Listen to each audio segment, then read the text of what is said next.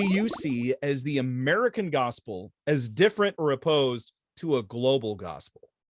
I'll start. I think some of that idea of what an American gospel is came up a lot when we interviewed global Christian leaders and asked them what they saw as maybe as blind spots within the American church, or as idolatry within the American church, or syncretism, which again, we think syncretism is this thing that happens in other countries where they blend parts of their culture with the message of the gospel and can't even discern the difference.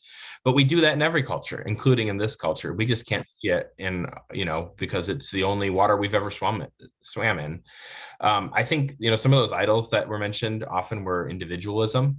That's part of the American culture, and there's some benefits to that in our culture, but we've played into how we read the gospel, even literally how we read it. We read it in the singular, second person. Like this whole book was written to you, Travis, or to you, Daniel, but most of the New Testament was written in the second person plural, which we don't even have in English unless you're talking y'all.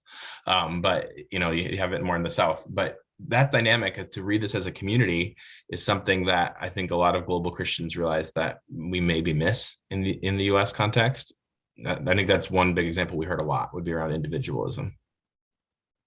There is a sense of triumphalism that I think Americans have had as we've propagated the gospel around the world, even if the content of the gospel has maintained, biblical. I think there is a sense in which think about this during after World War II, and there was a lot of nation building that was happening, and you actually see a large growth in the missions movement. And there's a combination of like calling America to spiritual renewal. And that was one of the big things that Billy Graham was preaching early on, was calling America to have a spiritual awakening. And you see a rise in denominations, and with that, a rise of sending organizations. And one of the big slogans was, bringing back the King. And so it was this idea that if we preach the gospel to the ends of the earth, then Jesus is going to come back.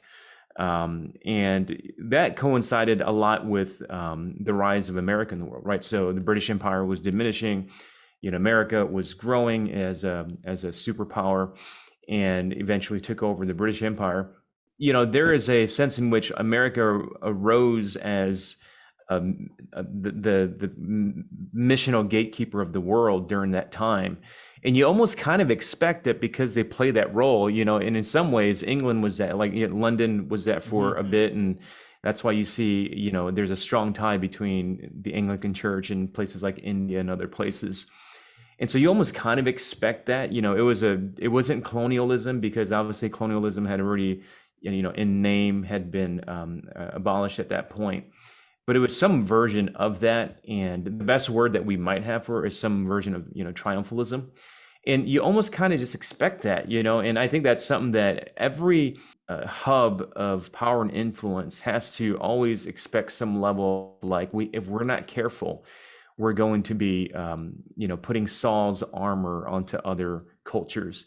And a part of what we have sensed, and I think, there's bodies and bodies of literature, at least in missiology around this, is that, we're coming to terms with that. Some of the language that is kind of thrown around is this, the decolonization of missions. And again, it has probably less to do with content, although I do think there are some content things that we see, we talk about in the book, things around creation and things around justice. That is also the content of the gospel. But it's by and large tone, and it's by and large, learning to be less condescending in the way that we do missions around the world.